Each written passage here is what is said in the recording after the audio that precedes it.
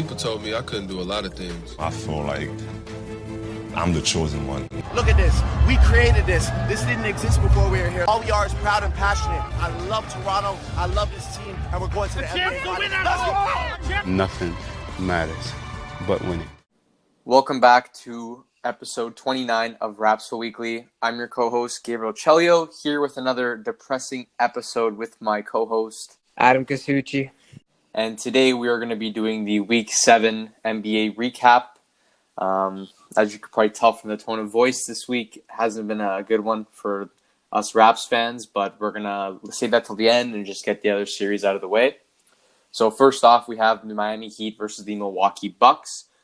Starting with them because they were the first to end.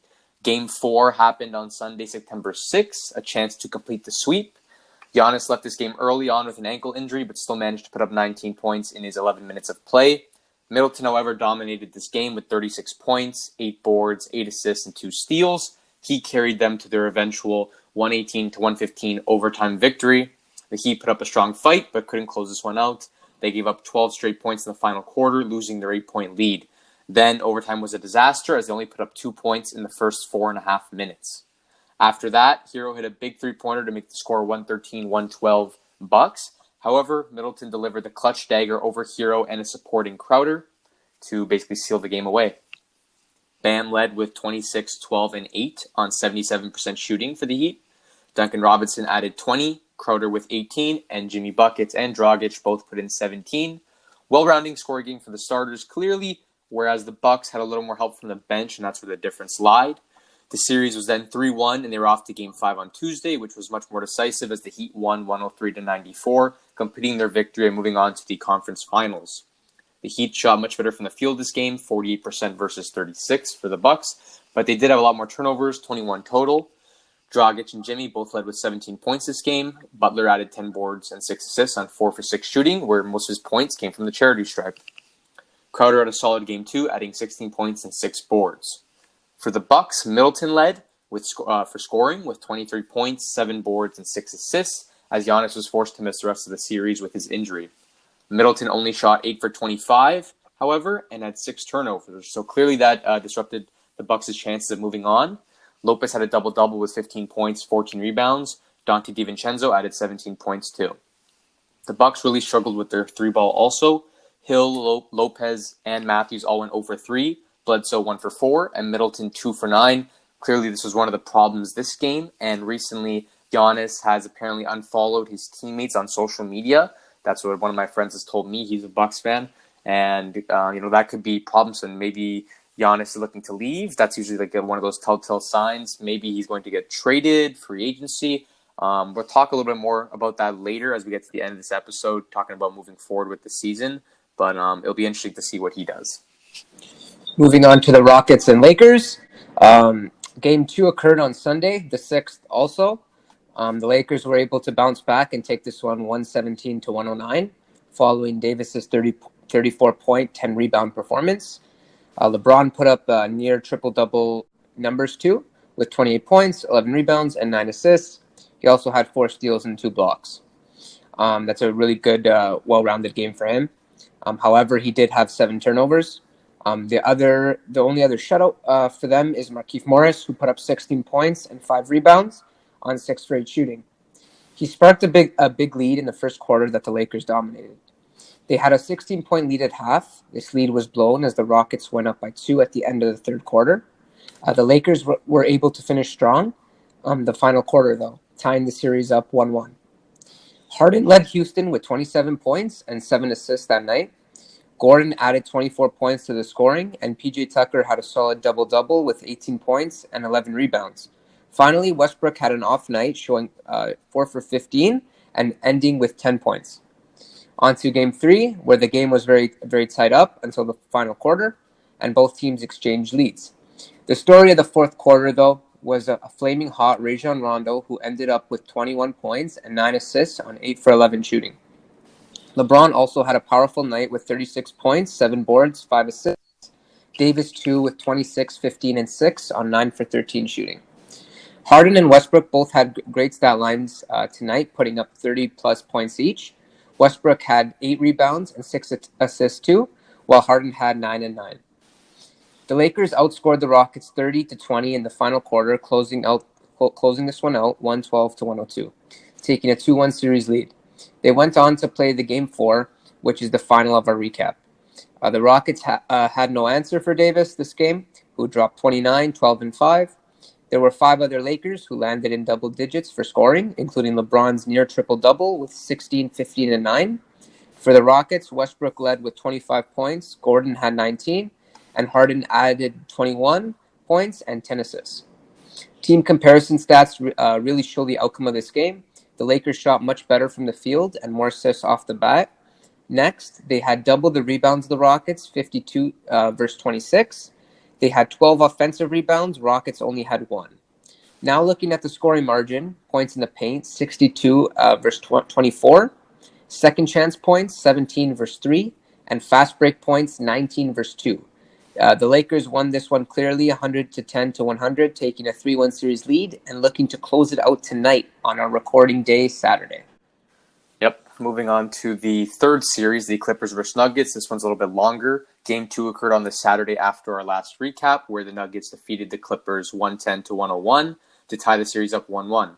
The Clippers struggled greatly this game as Kawhi had an uncharacteristic playoff performance with 10 and 8 stat line, shooting 4 for 17. Wow, we usually don't see that from him, under 25%. That's very uncommon. The only person to go above Zubac's 15 points was Paul George with 22 points and 8 rebounds. After they got dramatically outscored in the first, they could never fully come back, even after slightly outscoring the Nuggets in every other quarter after. Jokic put up 26 points and 18 boards. Meanwhile, Murray had 27 points.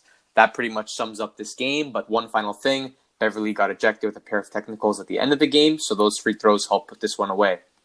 On to Game 3, Kawhi woke up and put up his usual solid numbers. He ended with 23 points, 14 boards, and 6 assists. Paul George did lead, though, with 32 points on 67% shooting. I guess you could say playoff P is back. Whereas for the Nuggets, Jokic led scoring by a long run with 32 points, 12 boards, and 8 assists. Porter contributed 18 points and 10 rebounds also. Sadly, Jokic had 7 turnovers, but the Clippers were actually the ones who managed to end with 17 of them, so they had more turnovers overall. The Nuggets used this as a great way to get 17 points off turnovers. The Nuggets also led in second chance points and points in the paint by a fair margin. This game was basically decided in the fourth quarter as Nuggets led by 4. However, they proceeded to get outscored 29-19, ending the game 113-107. Heading into their Game 4 with a 2-1 series lead, the Clippers looked to start pulling away themselves. They did so with a low-scoring 96-85 victory. The 3 balls weren't falling for either team, and this game just ran away from Denver as they never had a chance to lead. Kawhi put up a near triple-double, 30, 11, and 9, not to mention 4 steals and 2 blocks, so solid all-around game from him. Clearly, defense was a big factor in determining who would come out of such a low-scoring game, and this is the stat line we're used to for Kawhi Leonard. No one else put up too many points for the Clippers, but they did have 5 other players in double digits, just in the low teens. Meanwhile, Denver had 4 players in double digits, with Jokic putting up the best numbers, 26, 11, and 6. Murray added 18 points and 7 assists also. That was more of a boring one, with the most interesting thing being the viral beef following Michael Porter Jr.'s comment about the Nuggets' play style. He was mad that he didn't get the ball enough and that they were just playing a 2-man game with Murray and Jokic. Damian Lillard didn't like that comment and had something to say about it. About if you knew the game that well, you would know that that's probably the way playoff basketball is going to work, and kind of got to give it to your experienced guys in the clutch. And Dame is used to that playing style on his team, so he was pretty vocal about the comments being made. And Mike Malone also stated he preferred if MPJ didn't vocalize these comments because he didn't want any fighting in the locker room or any altercations to occur going into their games moving forward, because they are down 3-1 and they needed to win every game from that moment on. So going on to Game 5, the Clippers had a chance to send the Nuggets home, and we knew it would be interesting. Denver actually managed to steal this one, 111-105. Murray had his usual numbers, 26, 8, and 7 on not-so-great shooting.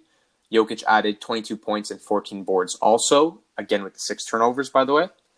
MPJ spoke fearlessly in that interview, but only had 7 points and 5 assists off the bench in 22 minutes. He only made 1 shot, but it was a tough dagger 3-pointer with just over a minute to go in the fourth quarter. So clearly he came up big when they needed him most, and he followed up that play with a huge block on Zubac, helping the Nuggets outscore the Clippers 38-25 in the final quarter. Just to keep up with player performances, Kawhi had 36 points, 9 boards, 3 steals. Meanwhile, Paul George was the only other big contributor with 26, 6, and 6. The series is now 3-2, and they will battle this one out Sunday to see who takes Game 6. It could mean the Nuggets go home once again, or do they stay alive? Okay, moving on to the Raptors and Celtics.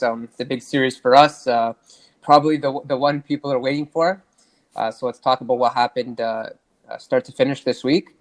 We left off with us being down 2-1 and OG possibly saving the series. In Game 4 on that Saturday of recording, we had a much more solid game of shooting, especially from three-point land, making 17 compared to Boston's 7. We limited our turnovers and contained this game for its entirety. Pascal Siakam led in scoring with 23 points on 10 for 23 shooting. He added 11 rebounds in what was his best game of this series, well, for sure, which says a lot as he shot 2 for 13 from 3, and it felt like no matter how off they were, he just kept shooting them. He actually didn't have any turnovers this game as they were mostly from Lowry. Kyle had five turnovers and was second in scoring with 22 points, contributing 11 rebounds and 7 assists on 5 for 16 shooting. Freddie had 17 points on 6 for 19 shooting, and Serge had 18 points on 7 for 9 shooting. So Freddie and Kyle had pretty bad games shooting-wise too, which was mostly a struggle in the paint because Marcus Smart and supporting defenders on those drives have been really tough this series. Tice, Williams, Brown have been helping out. Right off the bat from this game, though, we see Pascal, Kyle, and Fred all playing 43-plus minutes, whereas on point, Ibaka only played 22. For Boston, Tatum was the only standout performer with 24 points and 10 rebounds this game. Brown had a bad night, 4 for 18 from the field, and the other supporting cast couldn't be found when it came to three-point shooting. 20%, only made 7. We ended up winning 100-93, though, tying the series up 2-2 and giving the fan base some hope. Since we were able to win with our players still playing crappy, Monday was Game 5, and the Celtics blew us out of the water, 111-89. We all knew it would be a rough night, as Boston held us to 11 points in the first quarter. We then got blown out in the second two and barely won the next 2 quarters. As much as you want to credit Boston for their defense, a lot of this game, and in fact the series, was on us missing open shots. We shot much worse from the field this game, got out-rebounded, and gave up way too many points in the paint. At one point, we were even down 30 again. This is something that cannot and should not be happening in a playoff game, especially a second-rounder. Siakam only put up 10 points. OG had 7 on 3 for 11 shooting. Mark went scoreless, missing all 4 of his shots. Lowry went 3 for 8 while putting up 10. Terrence Davis, 0 for 4, and Boucher 1 for 5 near the end. FEV played best with 19 points on 6 for 14 shooting, but went 2 for 7 from 3. Powell added 16 points on a mere 6 for 15 from the field. Brown finally got his hot game for Boston with 27 points, 6 rebounds, and 3 steals. Tatum put up 18 points and 10 boards on pretty bad shooting. Surprisingly, he has shot 4 bad games of the series and only about 50% on the other 3. Anyways, the starters and sixth man all scored in double digits for Boston, and it was a full-on mess for the Raptors as we look to bounce back in Game 6. Serge was coming in questionable this game with a sprained ankle, but seemed to play in the only 21 minutes he got, which was a huge problem this entire series. This game went right to the wire as it ended up in double overtime victory for us, 125-122. Kyle had a great performance with 33 points, 8 boards, and 6 assists, 6 threes. Van Vliet chimed in with 21, 9, and 7. Not to mention Powell's clutch performance in the overtime stretch, where he was making big three-pointers left, right, and center. He was making all his free throws when they mattered most, then got a poke free and a clutch and 1 layup on Marcus Smart, ending with 23 points. For Boston, Brown dropped 21 points and 16 boards on 11 for 30 shooting. Tatum had 29 and 14, and Smart put up a triple-double. He was a pest all game, basically, ending with 23, 11, and 10, with 6 three-pointers.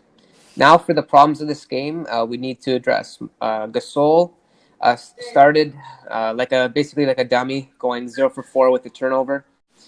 Brought it back in the second half. He almost fouled out and only played 50 minutes. Serge, who has been amazing all season, all playoffs, one of our best in the bubble, only played 21 minutes in a double OT game. where starters played 50 minutes each and looked exhausted. He came off with 4 minutes left in the fourth and never saw a second of playing time again. The biggest reason I brought up these two first was because our small ball lineup was not that effective. We technically got outscored with it on and barely got away with the victory, because one of the most common plays for Boston was an alley-oop to Tice after the defender stepped, which is obviously a big problem for us, and we couldn't stop it with no big man on the floor. Rebounding was also becoming an issue late because of the lack of size, even though OG did a great job and tried his hardest. Ibaka has been a dominating presence every time he stepped out on the court versus Boston and dominated that inside game on both ends. But we didn't put him in to solve these problems. I blame that on Coach Nick Nurse being too stubborn. Also, Nick Nurse had a lack of inbounding plays in the final minutes, no real game-winning plays. If you think of Norman Powell's ISO, Siakam's continued ISOs, they weren't working, and that's a big part of it. Yeah, reason we bring this up is because he should have taken off Pascal and put in Serge on. Pascal scored 12 points on 5 for 19 shooting in 54 minutes of play. A near 20% from the field, 0 for 5 from 3 from our quote-unquote all-star, superstar, first option, max contract player in one of the biggest games of the season with the series on the line. To put it in simple terms, he choked. He couldn't make his post moves. He couldn't shoot at all during the series from 3, from the mid-range. He overall looked lost on the court. He tried to make it up in this game with strong defense near the end in overtime, which he did a decent job at, but he hasn't been giving us that all series, only in like the dying minutes when he was actually playing horrible. Not to mention living in Marcus Smart's pockets this series as he constantly got stripped on his driving attempts, even in the most clutch minutes of the series when we needed big buckets and we looked to him for some reason for ISOs, which we shouldn't have been doing. He was getting poked every time. He had 3 turnovers this game, and his handles overall were very sloppy the entire series, including this game. He did not deserve to play 50 minutes, and Serge would have benefited us a lot more being on the floor. I think overall just having Pascal there was just continuously not productive for our team, and it wasn't beneficial either on offense or defense. Once again, I think Nurse didn't have the balls to take his max contract guy off the floor, and it could have cost us, which it actually did in Game 7. We'll get to that later, because the same thing occurred. Nurse made it look like Game 6 was Pascal's last chance, but he still started him and played him most of Game 7. So now on to Game 7, talk about that. I had good vibes going into the game, felt confident. Overall, I had a good feeling about the game. Everything kind of felt right. We were getting lucky. Things were, landing into place, and I was noticing little things on the court that I thought were going to help us win. We won the first quarter, which didn't happen too often. The free throw situation, we'll talk about that later. There's just small things I was noticing, and I was feeling good overall about the game. And we know Game 7 is usually one off of defense and our low scoring. This one was definitely a close game throughout and went down to the very last second, as was expected. Freddie had the best game for us with 20 points, 6 assists. He looked determined all game long to try to will the team to a victory. He made 4 big threes, especially when they mattered. For Boston, Tatum dropped 29, 12, and 7 on 9 for 23 shooting. So shooting wasn't even that good, but he did put up good numbers. Brown added 21 points, 8 rebounds. Marcus Smart claimed himself King of the North after his 16 points, 6 assists, 3 steal performance, even though he only shot 6 for 15, 2 for 10 from 3. Kemba also shot poorly, 5 for 16 from the field, 1 for 7 from 3. So going into this game late, we found ourselves trailing anywhere from 4 points to 10 points for most of the time. Siakam was getting blown by Jason Tatum's quick drives, and he started to do some dumb fouls. So Lowry was willing our way back to cut the lead to 2 with just over a minute to go. Then with momentum, Norm surged down the court on a fast break, but was blocked from behind by Smart, which really was one of the biggest and most impactful plays of the night.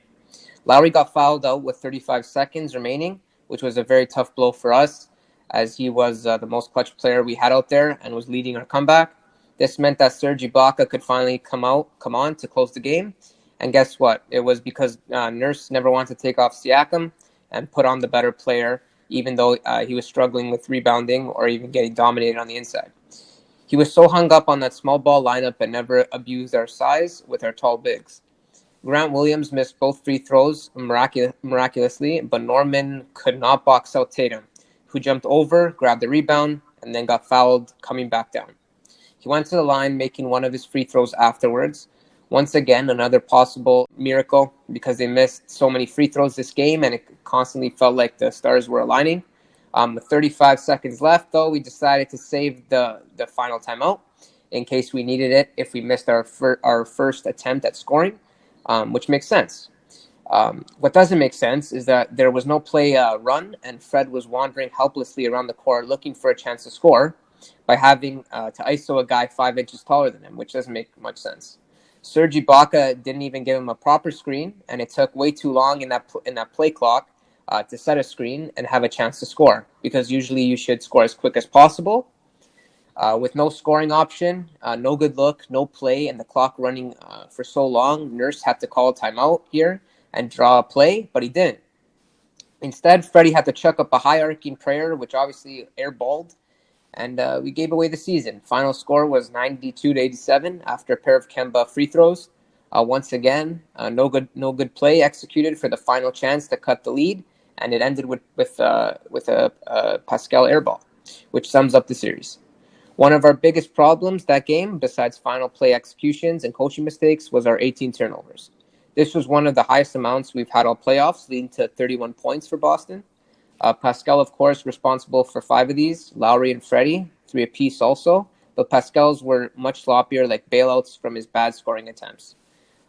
Now we're kind of looking at where do we go from here, Gabe? Looking at our franchise, what are some moves that we could do to kind of benefit the situation and kind of lighten up the loss? Yeah, you and me both, we've watched some of these post-game interviews, and overall the atmosphere seems a little tense. Nick Nurse tried to stay positive, saying that we had a good season, a good run. We put together some great plays. Some players have emerged, and we represented the city and the country well. The other players, not so much. Pascal took a majority of the blame for the series, which he should have, because he did not perform nearly to what he's supposed to or what we're paying him for. And he really cost us almost every game that he played. He never once really played to his potential, nor did he provide like a solid role to the team. He never really benefited us. Kyle, gave him good words of encouragement. It was a good leader role there, saying similar thing happened to him when he versed Brooklyn that Game 7. We all know when he got blocked by Paul Pierce that series, he felt like he was dealing with a lot of backlash, and he tried giving Siakam words of advice to move forward and use this to learn from, which is a good take on it. But still, as fans, it was really tough seeing that, and we're all extremely upset at Siakam's bad play, not to mention Mark and stuff. And in those interviews, it looked like Freddie's attitude and the way he was talking, like one of our friends said, it felt like a goodbye. It felt like he was glad what he's done with the season, but he never mentioned anything about returning. He was looking forward to making a decision moving forward. Lowry wished him all the best on getting his money's worth, but he never mentioned really the team or seeing him back next year. It's kind of left up into the air, so I'm kind of weary of what's going to happen moving forward, because I'd like to see Freddie back here. And going back to what we talked about in the beginning, Adam, I want to hear your take on this, is if Giannis is looking to leave, one of his prime destinations has been mentioned to be us or the Heat, and even a dark horse is the Mavericks, apparently. If we have him on this team, what do you think we should give up for him? I'm guessing you're going to include Pascal into this trade, but obviously his value has diminished after this playoff run, most likely. So what else would you think would be involved in that trade? Well, for a guy like Giannis, I mean, he's a great player. I mean, he's a superstar in the league, for sure, top 3 player in the league. I for sure would give up Pascal, see what we can include with picks, maybe a couple first rounders. This is a huge deal. You're getting one of the primetime players in the NBA. Yep. You're also getting rid of Pascal's contract at $35 million, so which can handle Giannis's contract coming in, which is also it's kind of fair. It balances out. It averages out. So I think maybe Siakam, a couple first rounders, and if we have to give away like a Terrence Davis or someone with a little bit more value, that would also be fine. I mean, Giannis is a top player. You can actually run ISOs off of him, and he attracts 2 defenders and makes the game much easier for others. And I think he'll also improve on his shooting, which will be beneficial to us. And Nick Nurse will for sure work on his mechanics with him, and it will be a much improved Giannis shooting performance for sure. He basically is like the 10 times better version of Siakam, bigger build, stronger, more aggressive, taller, better defender, better driving, more of a threat basically everywhere. than Pascal, and you can actually run the ISO, like you said, off of him. And the role that kind of Nick Nurse is putting Siakam in seems like a perfect role that Giannis can slide into. Like you said, contract-wise, that works great. And I think that Pascal in the picks will not be enough, even if it is TD. I feel like they're going to want another young star, and I think a good option for them is OG Anunoby. He is on a very cheap contract. I believe it's like a couple of $3 million maybe right now. So for that cheap of a contract, that well of a player, especially what you've seen in this playoff, how good he can be, he might be of great value, and I think they would be interested in taking him, Pascal, some picks, and hopefully that's it, maybe even TD or something like that. But I think if you work that package out, and then your job then is to now re-sign Fred VanVleet, re-sign Serge Ibaka, let Marcus Hall go, I think you're putting together a strong core that can have another chance at winning a championship. Because if you look at our starting lineup, it's like you just take out OG, put in Norm, which is, a decent, fair run. And then Pascal, you're improving him by putting Giannis in by like tenfold. And then Ibaka should have been the starter this season anyway. So that starting lineup becomes much more stronger. So your job after that is to just fill out the bench with guys that are hungry, aggressive, and young, I think. We're going to be Rondé's contract is up. Boucher's contract is up. I'd like to resign him. But those guys, you have to figure out those roles you want to work around, because once you get Giannis in, if you do, you need shooters. You need guys that can play off him. So I think that would be our role, and I hope that we try making a move like this. Yeah, for sure. I think we do move Boucher up to the backup role, re-sign him. Rondé, we might have to let go, depending on how much he wants. Hasn't been really too much of a force this season. Can't really shoot the ball on offense. Can't really stretch the floor. Just an inside scrappy player that works really hard. Yeah. For me, it's not enough to re-sign, and doesn't fit Raptors basketball to me. Yeah, I guess we'll get into that a little bit more next episode. We will be doing his origin story, so stay tuned for that. Yeah, and with the Mark thing, I say let him go. Freddie, they're going to be teams like Phoenix, the Pistons are looking for a point guard in their prime, very young, with a lot of skill. And I think Freddie, they might be offering him close to a max because they really need another guy in Detroit or even the Suns. Having good bigs, having Booker there as well. Trying to add another piece to move into like a playoff contending team. Yeah, it could definitely benefit them, and I'm hoping that VanVleet gives us another chance. Maybe looks towards the loyalty of our franchise to him, giving him his first opportunity in the NBA, undrafted to starter. Hopefully that weighs into his decision. But at the end of the day, he's gonna have to do what he has to do. He's gonna take some of the money he can get for what he believes he's worth. And he's done, a heck of a job with us. He's done a lot for us. And, after this season, somewhat of a train wreck because we expected a lot better, especially from some of our starters that underperformed, I can understand if he's a little upset at the way things ended. Yeah, it was a bad ending last night, and it wasn't the way everyone wanted it to end. Yep. We all ended a little depressed. Yeah, that's for sure. Yeah, it's going to be difficult moving on from basketball from this. Kind of that was our main motivation, seeing the Raptors, even using it as a distraction from other things in our lives, whether it be school or, personal issues. Basketball's always a good thing to watch. And now watching the finals and stuff, it doesn't feel the same. I thought this year could have been our actual year to run it back, especially because the circumstances are very different in the bubble. It's kind of like threw everyone off. The Bucks weren't able to make it through, which would have been a huge, a tough opponent for us as they were last year. So I feel like we had one less obstacle to get through, and maybe could have done a good job in the finals if we performed at our best. But it's sad that we aren't going to be able to see it through. Okay, and since Boston has knocked us out, where do you see them finishing in this playoff run? Yeah, I think Heat is a fantastic team. They play great basketball, but I think that Boston overall was one of the toughest opponents in the East. I thought if anyone could beat us, it would be them, and they put up a heck of a fight. We still have to give them the acknowledgement they deserve. They played great basketball against us, great defense. Their scoring was, very strong. They got a lot of solid pieces there that work hard. I think that they're going to be a tough matchup for the Heat, and I feel like they're going to edge their way to the finals. How they perform in the finals, I'm not sure. Maybe this could be their year, but I think that the Clippers might still win it overall. Yeah, I agree. I think, but I do think the Heat will take the Celtics in about five or six games. I feel like they're just a good hardworking team. Yep. Have great coached, And I think they have a lot of set plays they can run with Hero, Robinson, and all their shooters, as well as having the star power of Jimmy Butler and a great up emerging center like Bam Adebayo. Yeah, I'm gonna root for the Heat. They are a little bit of the underdogs, and they play great basketball. I love watching them, so I'm rooting for them. But I'm not too sure if they are the ones that are gonna be able to come out of this playoff bubble. Okay. Thank you all for listening. We hope you enjoyed. Please like and subscribe. Podcast with visuals available on YouTube, but you can get the audio versions on Spotify, Apple Podcasts, Google Podcasts. Please check us out on Instagram at Rapzville for NBA news, Raptors content, even though the season is winding down.